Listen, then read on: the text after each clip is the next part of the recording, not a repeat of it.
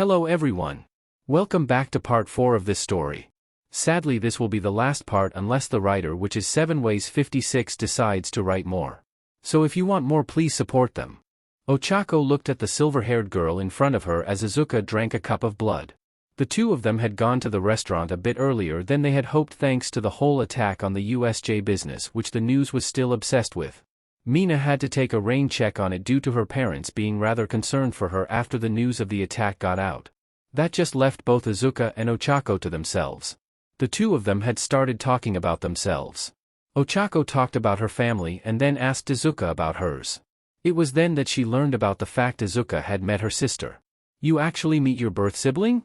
"Yeah, Albedo is her name, and from her, I learned a lot about who I am and what I can do." Though having said that, she still hadn't tested out everything. "Turns out my birth name is Shalltear." Ochako wondered what kind of parent would call their daughter that.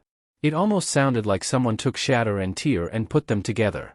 Who knows, I mean, it's not the weirdest name someone has given them. Though thinking about it, Ochako tested the name a few times in her head. You know, it sounds like you could use it as your hero name. It took Izuka a moment to recall that later in the year that they would be coming up with hero names. She hadn't thought of any, though she guessed most of the class had theirs already picked out. "I hadn't put much thought into my hero name." After a few moments of silence, Ochako decided to ask a more personal. "So, if you don't mind me asking, why exactly are you aiming to become a hero?" Izuka put her finished cup on the table. She had never been asked why before. Most just commented on her quirk and how great of a hero she would be. Except for Katsuki, who wanted to fight her at every opportunity, though even he seemed to not question her as to why. "I guess you can say I kind of feel like I have a legacy to work with." Ochako had a nod. Izuka's adoptive father was a pro after all. It made sense that she would follow in his footsteps. "What about you, Ochako?" That caused her to rub the back of her head. Compared to Izuka's reason, which was rather normal considering her family, hers felt rather selfish. "I kind of am doing it for the money." The silver-haired girl had no reaction to this. "So?" Izuka knew that it was a common thought. Pro heroes tend to make a lot of money. Well, those that were more in the public spotlight, who had merchandising deals. It's nothing to feel ashamed about. After all, it's natural to seek financial support for yourself, and if you can help others with it, then the better. "Well, it's actually for my parents." Izuka raised an eyebrow at this.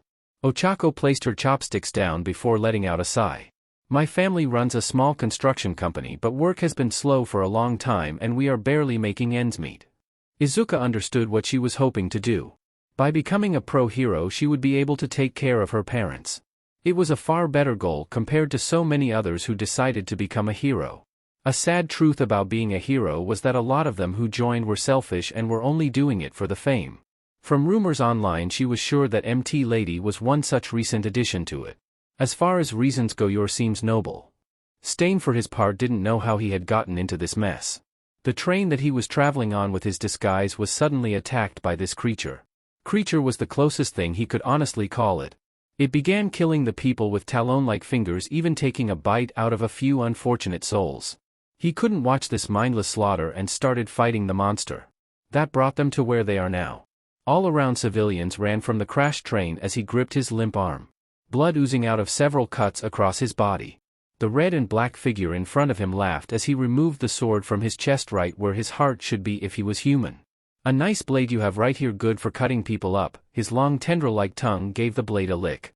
"Too bad for you, I don't fear being cut up." He tossed it aside as he held up his hands, which formed into large knives. "After all, I was designed to be the perfect murder." For his part, Stain had managed to put up a much better fight compared to the bulk of people he killed. Carnage was going to enjoy killing and then eating him. Before he could, however, he saw a stream of fire coming in from behind him as he dodged it. "Confessing to the fact you are responsible for all these deaths?" Standing there with his flames surrounding him was the number 2 hero. Endeavor walked up to him. "I would say for you to come quietly, but you seem far too dangerous for that." Carnage looked at him with a laugh.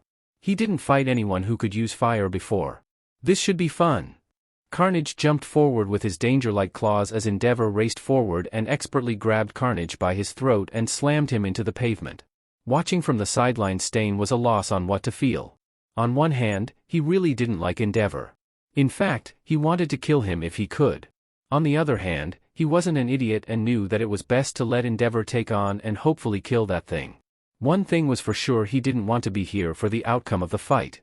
He limped away as Carnage tossed Endeavor off of him, using his enhanced strength to effortlessly toss him into the pavement. Before Carnage could jump up on him and begin cutting the pro apart, a stream of flames was sent by Endeavor, hitting him, which caused Carnage to recoil in pain.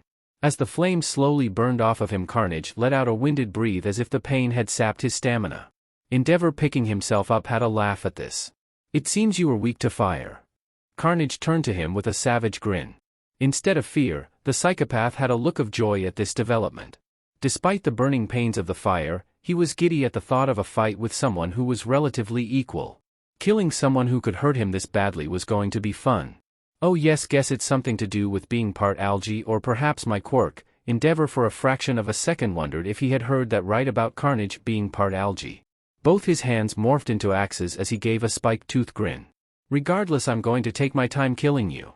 Tamura sat in the bar as his mind wondered about his teacher's children, for the lack of a better word.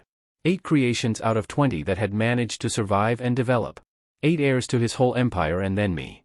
He was somewhat mad and jealous for each of them.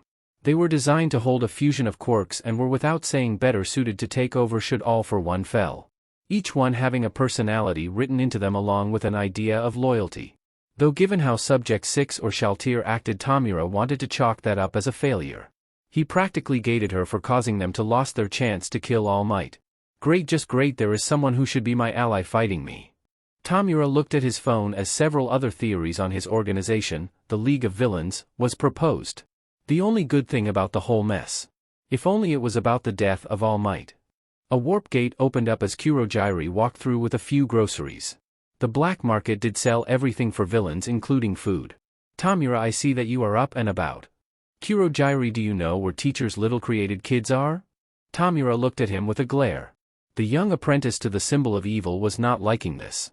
Kurogyri thought about what to say. With it now being known to Tamura, there wasn't any harm in telling him about them. "At this point, we know all but 2, though we have an idea that one of those might have become a rival crime lord." That wasn't surprising to hear. If one of his teacher's creations is becoming a hero, then, of course, one of them would go around undermining their already weakened place in the criminal underworld. Tamura just rolled his eyes and went back to his phone. "Is any of them not a problem for us?" Kurogyri put up the groceries as he thought about how Tamura was handling this. Perhaps I was too quick to say that he was taking this with stride. Endeavor out several deep breaths as sweat and blood dripped off his body. He had been at this for almost a whole hour. Large cuts, bruises, and his tarn outfit adorn his body. That wasn't all, his body was nearing the point of overheating thanks to prolonging use of his quirk. All around him was flames and destroyed walls. Several cars were torn apart in his fight with this villain. Carnage wasn't in a good state himself. Much of his fluid-like body looked burned, and already he could feel himself starting to feel pain by mere movement. Regardless, it appears that he was still able to move enough to put an end to Endeavor. "Looks like I can still fight. What about you, Firewood?" Carnage jumped, ready to finish this with his partly burned claws at the ready to cut him apart. A stream of flames shot out from the side and knocked Carnage out of the way. "You know, I'm technically supposed to be on break, but I literally can't believe no one else has come to help you." With smoke coming out of his mouth was Hisashi, wearing his hero costume. A dark suit that had bulletproof padding underneath and a utility belt holding several canisters around his waist. Carnage pulled himself up with a grow. "Another fire user?" He started to laugh at him. Endeavor's flame was much stronger and hotter compared to Hisashi's that it was actually funny that he thought he could. "What, you think you can beat me when he couldn't?" Hisashi just tossed up one of the canisters at Carnage, who swiped at it as it broke apart, causing a sticky substance covered him. "What is this gunk?" A smirk formed on Hisashi's face. Of course, his opponent didn't have much of strategy. "Flammable." Carnage looked up confused before Hisashi spat out a small ball of flames, which on contact with the substance ignited into a roaring blaze that burned on Carnage, causing him to yell at the fire just seemed to continue to burn. Hisashi turned over to Endeavor. "Wait, who exactly is he?" Endeavor looked at the hero in front of him. He was around his age, so he couldn't be a new one. Yet, he didn't recognize him anywhere. His first thought was an underground hero or a passerby. This isn't over. The two of them turned to Carnage, who was smoking as the substance finally stopped burning.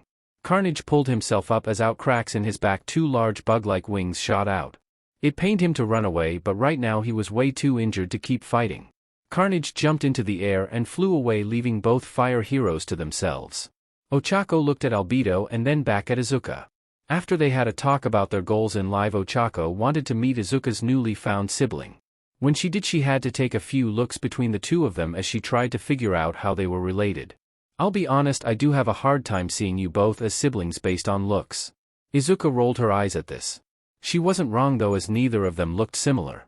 I could just say it's because we were created in a lab, but I don't think that would be a good idea to say right now. So this is one of your friends? Albedo looked at Ochako almost like she was sizing her up. After a few tense moments, Albedo reflexes and waved at her. I suspect Shalltear has already told you about me, but it's a pleasure to meet you. I'm Albedo.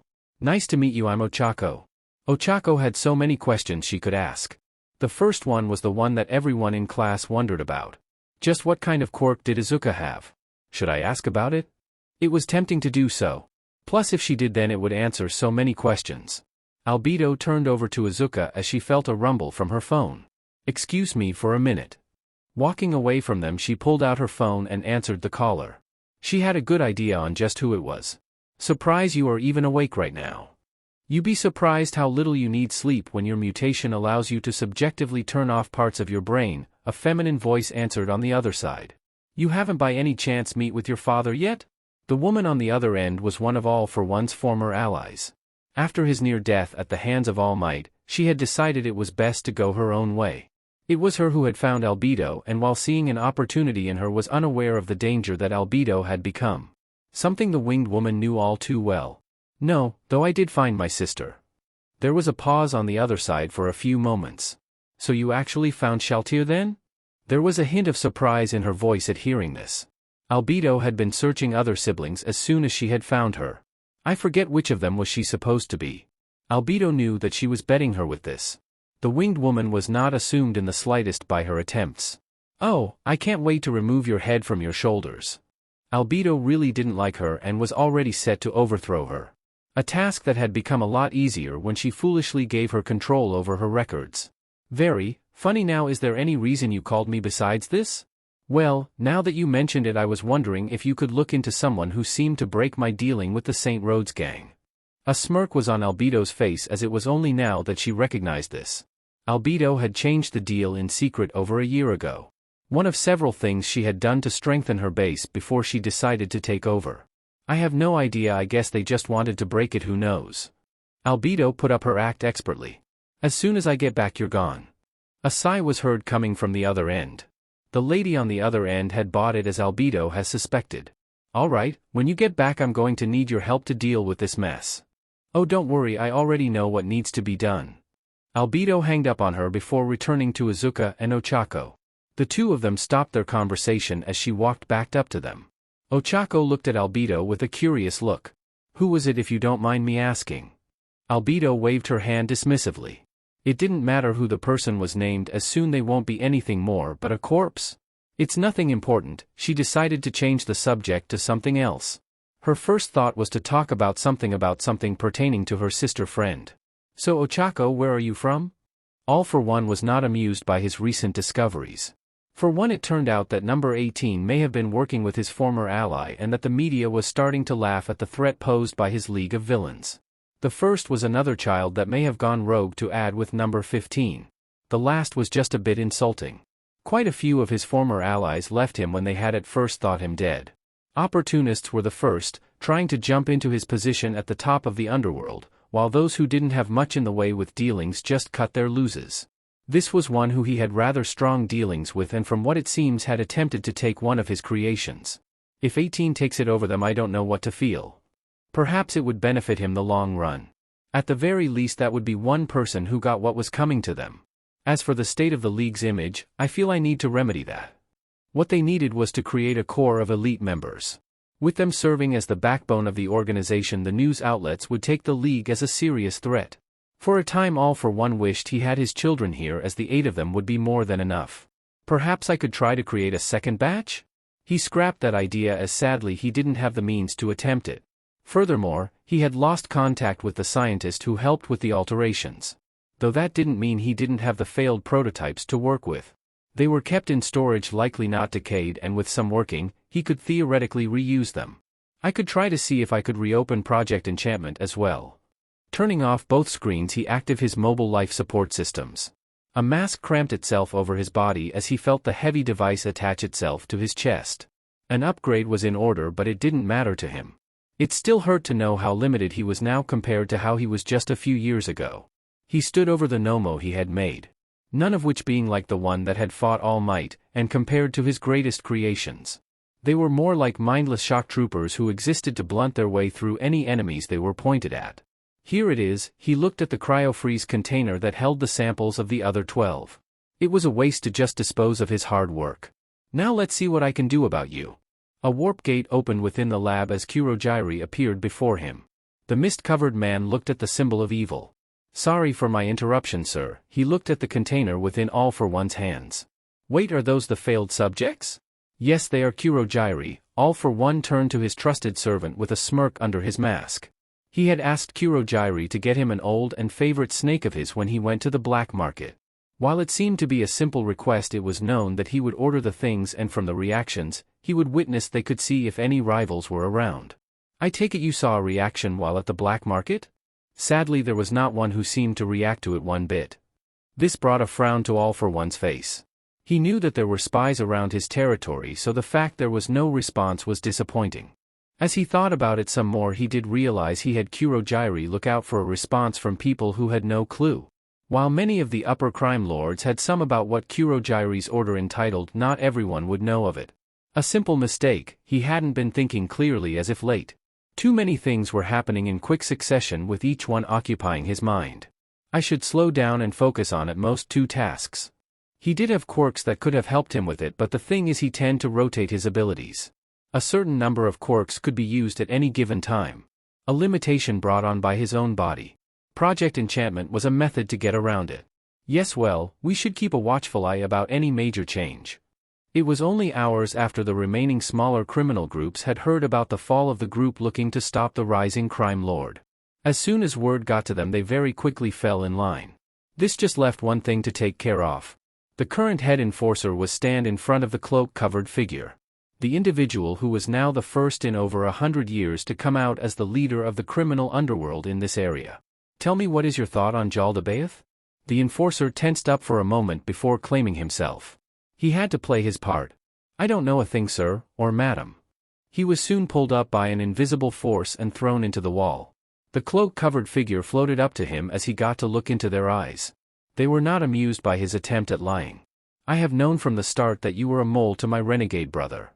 He was tossed down to the ground as he tried to look up.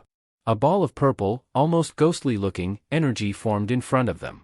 Tell me what I want to know about Demiurge's little group. The spy shot a glare towards the figure. He wasn't going to tell him or her anything. Go to hell. The figure lifted up the spy to eye level before slamming the ball of energy into his chest. The spy was sent through the wall, landing on the side as the figure floated through the hole formed in the wall. It's always the hard way. The spy was picked back up and slammed across the walls and ceiling. Several of the objects in the room were tossed right at him. After a few minutes, the spy was pulled back to the rising crime lord. Are you going to tell me now?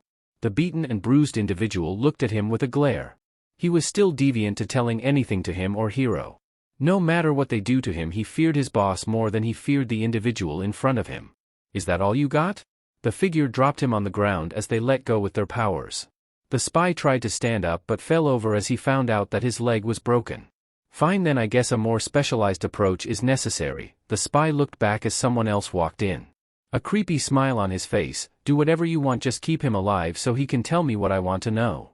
The figure floated out of the room as several screams were heard echoing from behind them. After a while, they came to their room and pulled out of the drawers a small device.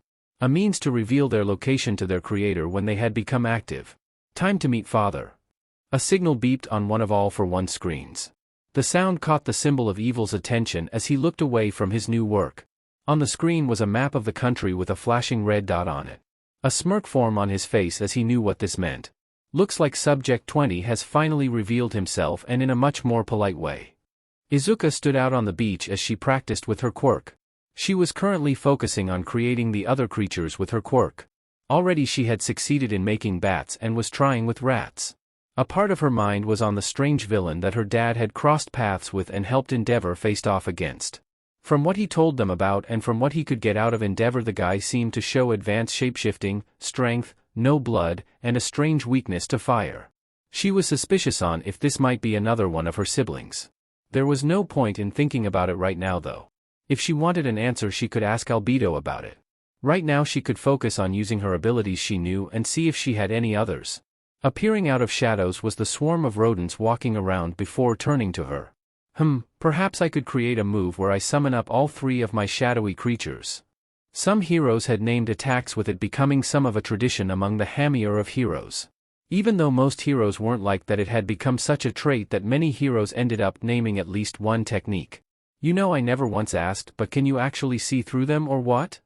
Izuka turned to Hisashi as he walked out, his attention on her rodent creations. He had never once questioned how her creations worked. The silver-haired girl looked at her creations before shaking her head. I can't directly see through them, though I can feel where they are and know what they are doing. Izuka's rodents faded away as she noticed some of the passers-by talking to themselves about the rodents on the beach. Though Albedo did tell me that I could create a clone of myself, which I can't seem to do with my shadows. Wait, you can create a clone of yourself? Hisashi was surprised to hear this. Even with all the abilities that Izuka's quirk gave her, Hisashi was still surprised to learn that they were not the end of them. He actually wondered just who could even have made not 1 but 8 beings like this. Come to think of it, I think that I should look into that villain from yesterday. Call it a hunch, but something about him seemed just unnatural for a single quirk. Perhaps he could ask Albedo to help him with finding out if he was one of Izuka's siblings. Now that seems like it's coming out of left field. Izuka rolled her eyes at this. Leave it to her dad to talk like this. I don't think it's a literal clone, as Albedo did say that she wasn't sure about it, other than that I can create a copy of myself while the rest of the information was incomplete. So, it might be something along the lines of your shadow creations? Hisashi revived a nod from Izuka at this. Explosions ripped out in a junkyard as Katsuki trained with his quirk. Smoke came off his arms as he looked at his next target. He pointed his hand out towards it and focused on what he had wanted to happen. Cupping both his hands into a funnel shape, he let loose a condensed explosive shot, focusing the blast in such a way to tear through a pile of garbage. I still need to work on getting it just right. He was trying to come up with new ways to use his quirk in battle. A problem that he had run into at first was the difficulty of controlling parts of his explosions on any part but his hands. After several failures, he just scraped any attempt to properly shape an explosion outside his hands.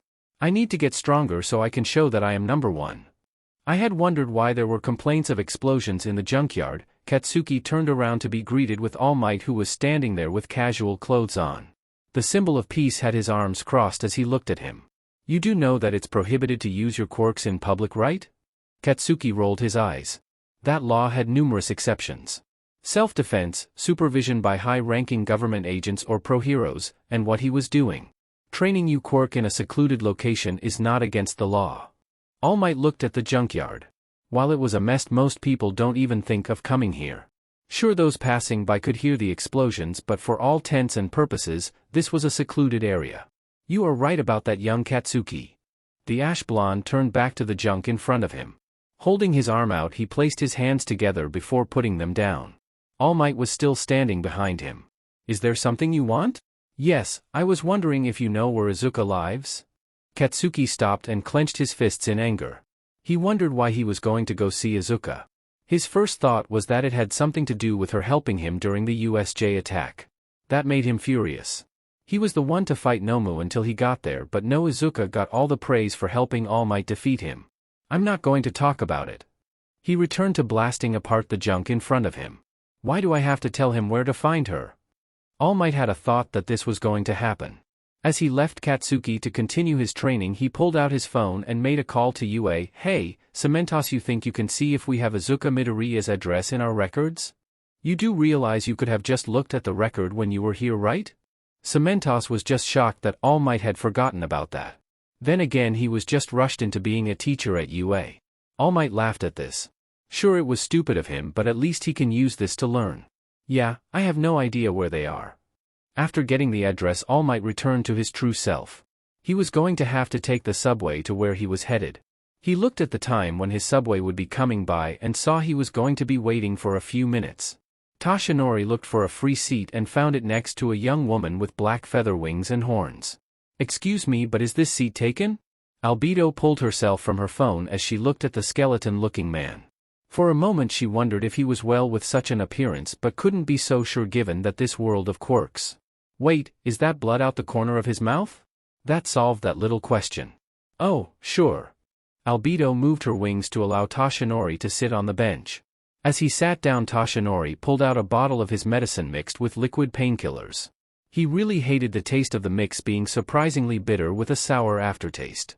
Now he had to take this twice a day according to Recovery Girl. He turned to Albedo, whipping the blood from the edge of his mouth. "So, which train are you waiting for?" "I'm waiting for the 11:10 train. You?" Tashinori looked back up to see the latest changes to the times of each train. When you have occasional misuses of quirks, villain battles, damaging rain lines, and just normal technical problems, some people tend to look to make sure their train was still on time. Tashinori knew that better than anyone else thanks to being a pro hero. The 10:50. Nizu looked at the police report that was handed to him. Being one of the smartest, if not the smartest, beings around, the police did ask him to help with species cases. The latest one from yesterday was quite the surprise. Endeavor, along with the then off-duty fire breather, had managed to run off a being who from the reports sounded like someone with an extreme mutant quirk. Either that or they happened to have had a run-in with another of All for One's little creations. He wouldn't dismiss the thought until absolutely certain. The trail of murders from the last few days seemed to fit with them being the culprit. So, it seems that he's from the dead ship that came into port. One case that was now solved. Still, that meant that one should be able to track him from the port where the ship came from and perhaps find if he did indeed have a lab that he came from. If they could confirm it, then Nizu was going to have a long talk about getting All Might to confront him. A knock was heard at the door to his office, pulling him out of his thoughts. "Come in." Naomasa walked in with his hat in hand. The detective had a finalized report from the USJ incident in his hands. Having finalized everything, Naomasa was ordered to hand it to Nizu to make sure it was all in order. "Sorry for the disturbance, but we have the report for you to go over." Naomasa looked at another report file on Nizu's desk. He had heard about the fight between the number 2 hero and that thing. "I see the police is asking you to help us with that particular case." "Yes, I must admit I am starting to believe that this villain may be responsible for more death than we are led to believe." Nizu knew that Naomasa was one of the few people who had an idea of who All for One was. The higher-ups in the government knew that such a man did exist as well, though they more of though him dead over the many years since the dark times of when quirks first appeared. "Naomasa, I think they might be one of All for One's creations." Naomasa thought to his current charge. The detective was under orders not to talk about Cositus until they decided he could. He had a feeling it was because the police commissioner wanted to keep an eye on him for either a potential threat or as part of his attempt at reforming the police force. It was no secret that he had the belief that the police could do more to help fight villains and massive crime organizations compared to how it usually just ended up playing support to the heroes. That makes one with us in the police, one who's a villain, and one training to be a hero. The last person was Izuka Midoriya. Knowing that one of the students of this famed school was a creation of the so-called symbol of evil seemed rather ironic. Though her actions with the low-life villains were unsettling, even if it wasn't unheard of for heroes to do it.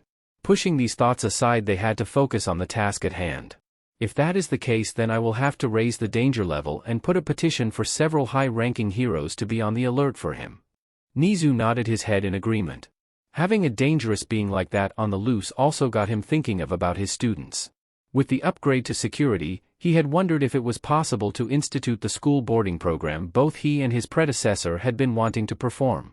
Most of the other hero schools had long since had it after a current incident a few decades back. All except for UA. Hisashi just barely dodged a thrust from Izuka's lance before retailing with a punch which Izuka blocked.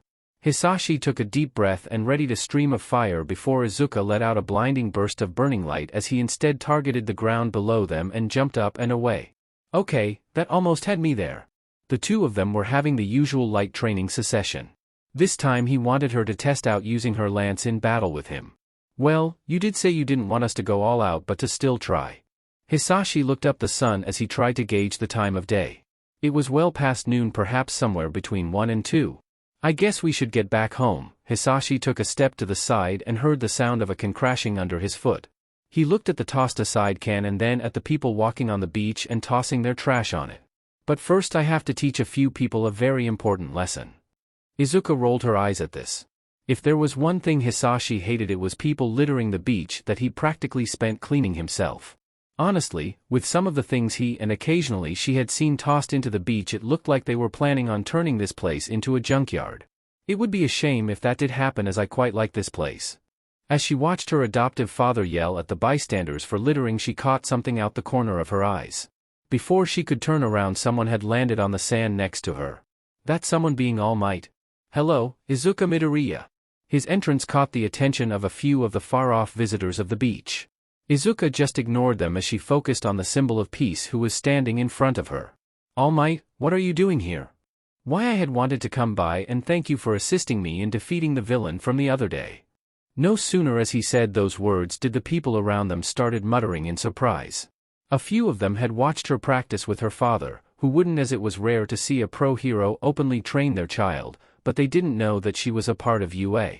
Hisashi walked over with a chuckle at this. Wait, you actually helped All Might defeat, what did you call it? Hisashi snapped his fingers as he tried to remember the name of the villain. Oh, right, Nomu.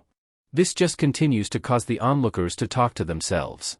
Izuka saw several phones that were out and few of them typing onto them. It wasn't going to be long before rumors started to spring and theories about her. Izuka ignored them as she had something else to deal with. Yeah, though I thought it was nothing. A roar of laughter escaped All Might's mouth. It seemed that Izuka was either rather humble or actually didn't care all that much about her action. You don't give yourself enough credit. He turned over to Hisashi as a thought crossed his mind. If you both want, I'm sure I can pull some strings so the both of you could train at UA after school. Consider it a gift for helping me with Nomu. That was a tempting offer. UA had many things that they could use to train, especially in order to help figure out what she can do with her quirk. Looking around though, she wasn't so sure about taking the offer.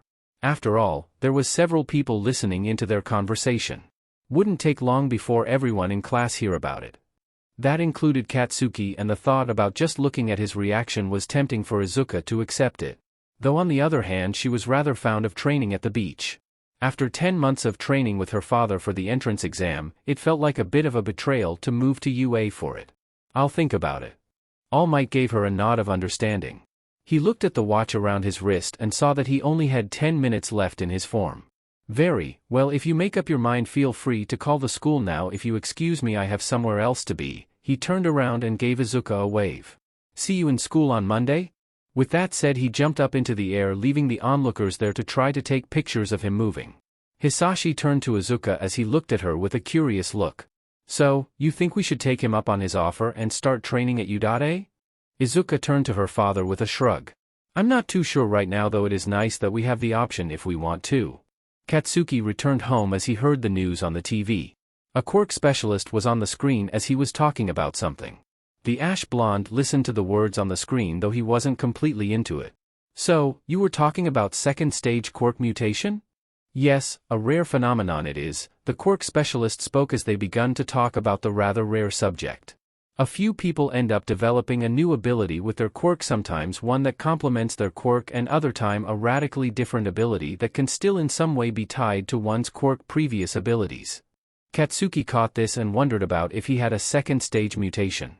If he did, then he won't have that much of a gap between him and Izuka to cross. He rolled his eyes at these thoughts. It was a rare phenomenon, meaning there was no way it was going to happen to him. Would be nice though. As he got himself a drink, he turned over and saw that the news was finishing up on this segment. They were now going over the after effects of the USJ. Katsuki was only barely paying attention about how it was going on about the other hero schools in the nation taking steps to prevent what happened to UA from happening to them. The media just kept running the whole attack story, even when the ash blonde felt it had run its course in the news. Once he got into his room, Katsuki got an update on his phone. He stared at it as All Might thanking a UA student has gone viral. The student being, of course, Izuka. Katsuki felt his anger rise before he managed to suppress it. Of course, All Might was going to see her, and now she's getting glory once again. He was starting to almost become used to this. How he loathed this more than anything. He just placed his phone on the nightstand as he looked out the window. He clutched his fists as he tried to suppress his anger. As he did that, he felt something within him raising up as a strange heat and wave of energy boiled through his body. Katsuki looked down, noticing an almost glowing green glow coming through his veins. Katsuki looked at his arms for a few moments before it disappeared. The interview from before echoing through his mind. A smirk formed on his face before it turned into a full-blown smile. The glow dissipated as he clutched his fists as he lighted a small explosion. Instead, he was shocked by the size of it. He had only wanted a small firecracker and hot something akin to a mini smoke bomb going off. I have a boosting effect to my explosions? If there wasn't anything he wanted more, it was this. An ability to boost his explosions was the kind of buff he needed. He wanted to go and confront Izuka now but stopped himself. Izuka had become too much of an obsession for him. I shouldn't just keep running at her, and he was still suspicious about her powers. I need to wait, train, and learn what I can do with this and then face Izuka again. I will win. Carnage hid within the shadows as he healed from the effects of the flames from his fight with Endeavor and Hisashi. After that fight, several heroes with fire and heat-based quirks were called up to help the police track him down. Carnage was amused by this, but he already had 2 fire users on his kill list.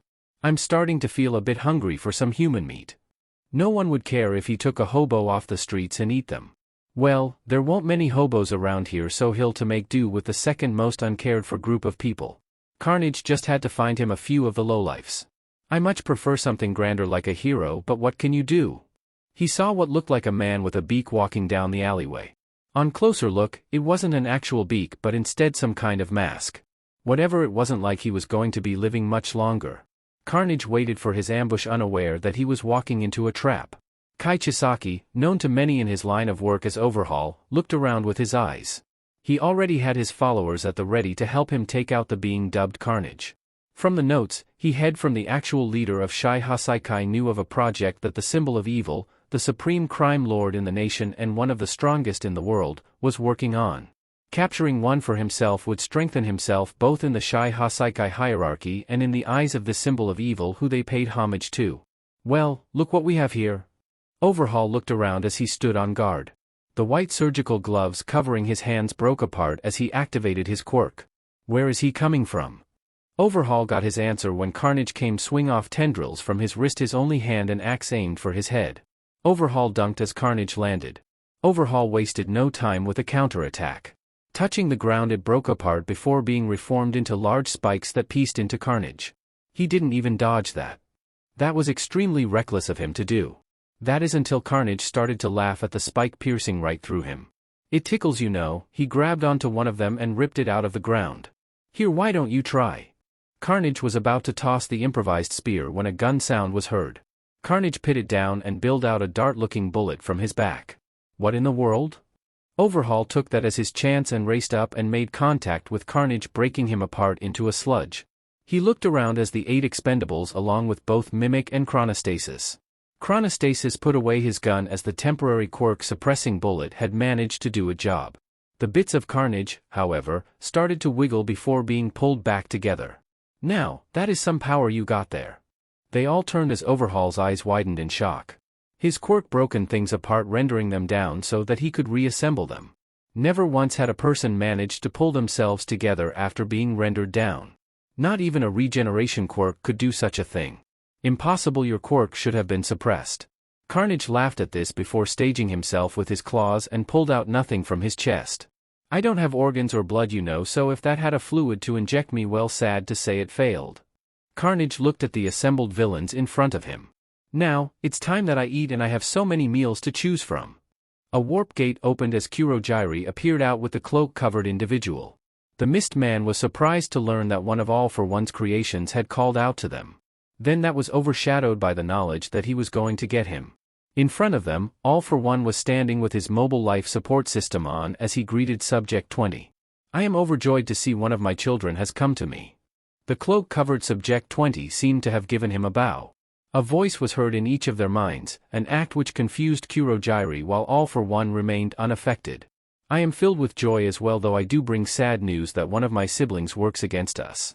Yes, we have had suspicious about it for a while now. All for One was going to have to tell him about shalltear as well. There was also Tamura who had to be informed about this and vice versa with Subject 20. Hopefully, the two of them can work together. You mind removing your cloak and telling Kurogyri your name? Subject 20 did so as they tossed the heavy cloak off his body.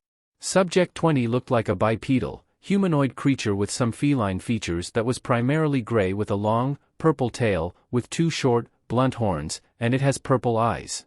A tube extends from the back of its skull to the top of its spine, bypassing its neck. Each of their hands had 3 digits and like his feet had spherical tips. Its tail was thick at the base, but thins before ending in a small bulb. I am Subject 20, the last of the 8 to be developed. Their mouth didn't move at all as they telepathically spoke. I am Mutewo. Sadly, that is the end of this story. I hope you guys enjoyed.